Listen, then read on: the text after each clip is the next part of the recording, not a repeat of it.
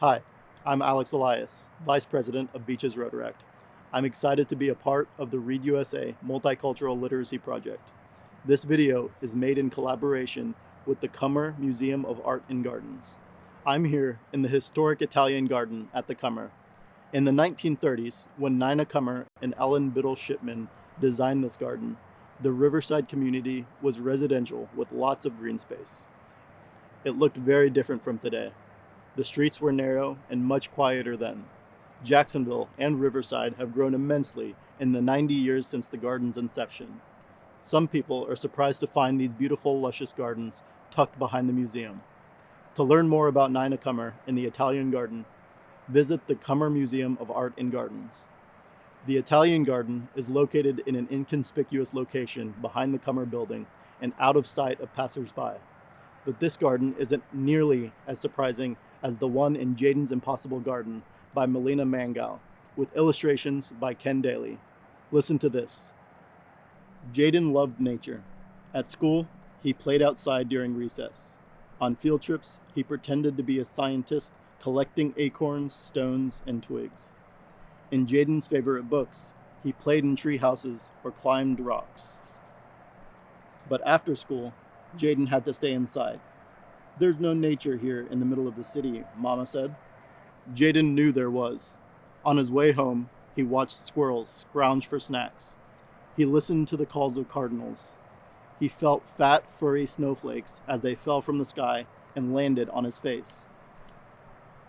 A wheelchair van lowered Mr. Curtis onto the sidewalk in front of Jayden's building each afternoon. He would inch forward and stop, then look around from sky to ground. He'd close his eyes to breathe in the fresh, cold air before wheeling in. Jayden wondered if Mr. Curtis wanted to be outside as much as he did. Every day, Jayden walked home very slowly, so he would get there just as the wheelchair van pulled up. He opened the building door wide and waited as Mr. Curtis wheeled inside.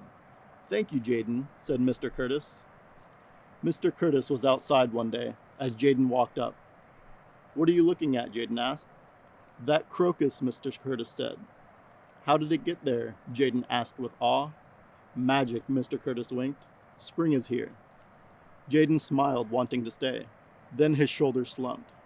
"I have to go inside. Mama says there's nothing to do out here." "My daughter says that too," Mr. Curtis nodded. "But I just want to be out all day." "Can I go outside with Mr. Curtis?" Jayden asked Mama.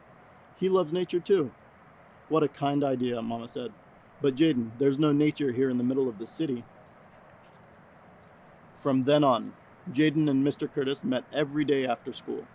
Mr. Curtis told stories of his childhood adventures in Mississippi. Jayden shared facts he'd found in animal books. They compared nature collections. They searched for anthills. They built towers from old boxes, stones, and sticks. "This is our secret fort," Jayden said. They planted mystery seeds in old containers. "This is our magical garden," Mr. Curtis said. One day, Jayden tried to share the secret. "Mama, here's the magical secret fort garden I made with Mr. Curtis." "These old buckets and boxes?" Mama shook her head. "Jayden, honey, I'm glad you and Mr. Curtis are enjoying time together, but there's no nature here in the middle of the city." So Jayden and Mr. Curtis made a plan. "My daughter didn't understand why I wanted her to bring me her empty coffee containers rather than recycling them," Mr. Curtis chuckled. Jayden helped Mr. Curtis decorate the coffee containers. They planted zinnia, marigold, and nasturtium seeds inside them. "Mama said I shouldn't keep trash," Jayden said, smiling, "so I told her I was recycling this milk jug." Mr. Curtis helped Jayden cut holes in the middle of the jug and attach a string to the top. They filled it with scarlet runner bean seeds. Together, they discovered something new each afternoon that summer. While watering the garden, they plucked a caterpillar and put it in a jar. It became the guardian of the fort. After watching a spider weave its web, Jayden stretched an old basketball net across the top of his tower and knotted the bottom. It became a tiny hammock. When flowering green vines began inching along the laundry lines, Mr. Curtis twirled the tendrils toward the tower. They became a royal rope bridge. Jayden was almost ready for the last part of his plan, showing Mama the magical secret fort garden. But would she see the garden the way he and Mr. Curtis did? Was there enough nature to show her? One hot summer evening, the secret got out.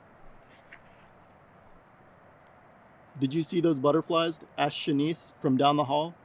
"Listen to that cooing," said Mr. Williams from upstairs, pointing to a mourning dove nesting in the royal hammock. "Look!" Everyone rushed to the rope bridge. Mama hurried down the stairs toward the small crowd. "What's wrong, Jayden?" "Listen, Mama," Jayden whispered, taking her hand. "A hummingbird," Jayden said, pointing. Mr. Curtis nodded. Neighbors smiled. Everyone soaked in the beauty that surrounded them. "It's our magical secret fort garden," Jayden beamed. This time, Mama saw what Jayden saw. The magic of nature was all around them, right there in the middle of the city. I hope you enjoyed this video exploring art and literacy here at the Cummer Museum of Art and Gardens.